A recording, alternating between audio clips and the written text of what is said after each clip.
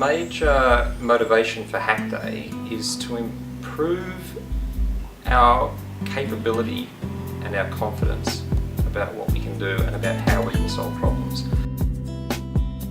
That idea is captured in an easily digestible format for our software developers, which is to present them with a challenge, and that is to either fix something they've always wanted to fix or to build something they've always wanted to build in a short time frame and where the stakes are high. So for us the time frame was about 25 or 26 hours in total, and the high stakes are that at the end of that period they have to present their ideas directly to the CEO. And so with those sorts of challenges and those sorts of constraints, all amazing things happen with creativity and innovation. Hack Day itself starts off with an ideation session. I engaged an innovation company here in Sydney called How to Impact, and they came in and gave us a 3-hour training session on insight training, how to gain insights. So how to break through some of the patterned thinking that we have. And this is about gathering ideas in a playful and creative kind of way. As a team, they need to really focus on 4 big ideas that they're going to build over the course of the day. And we needed to get them started with some really good creative thinking, help them clarify the focus on what they're going to work on, down to one pitch. And the point of this isn't so much to crack the solution as to learn more about the process of doing this in a controlled environment in 24 hours, tamed room, and improve for next time. The Hack Day's been great. I think we've allowed people to come up with really good ideas. Some ideas that are sort of out of the normal for AAP. So yeah, I think it's great. I think a lot of good things are going to come out of today. Yeah, it's interesting. A bit of a different train of thought for us developers who are used to being told what to do and when to do it. So being a bit more creative is yeah, it's interesting. It's good to have that open-mindedness. Normally we're just working day to day on tasks, different tasks. This is an opportunity to learn something new and try to do it in a certain time frame. So there's a bit of pressure up here. It's probably a bit more teamwork involved than sometimes we normally get into, and people tend to generally work individually, so I guess this is a bit more collaborative and probably a good thing, and a bit more energy, I think, so I'll see if it rubs off.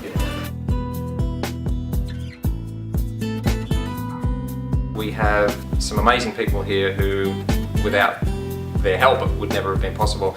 In particular Kim, who's been at my side the whole time and helping me with shopping and with cooking and all sorts of things to make sure that the team is well nurtured along the way. It's also very important throughout the period of Hack Day, which for us went over overnight, to provide some breaks, to think about energy levels and maintaining those.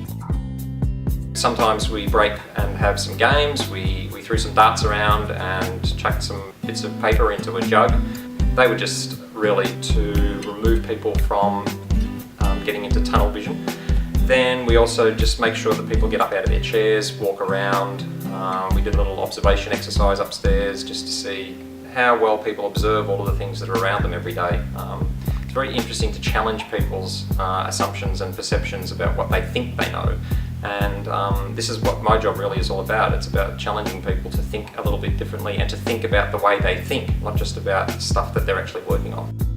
At the training, they mentioned MVP. That really inspires me because it changed the way I'm thinking. Just usually I always try to make everything perfect and then put it on the market. But now I think get something minimal, get it running and working. That's the most important thing. And yeah, it's been really fun. I suppose it really did reinforce and hammer home the idea of not living in your own little shell, just going out there and talking to people a bit more than what you normally would. At least that's what I got out of it. And then the whole idea of of not canning an idea the second someone comes up with it. You know, see it through and see where it leads. And yeah, I think it's worked well so far. All of the projects that you worked on showed an incredible amount of focus. The Giddy Up team is a fantastic example of solving a large problem with a big vision.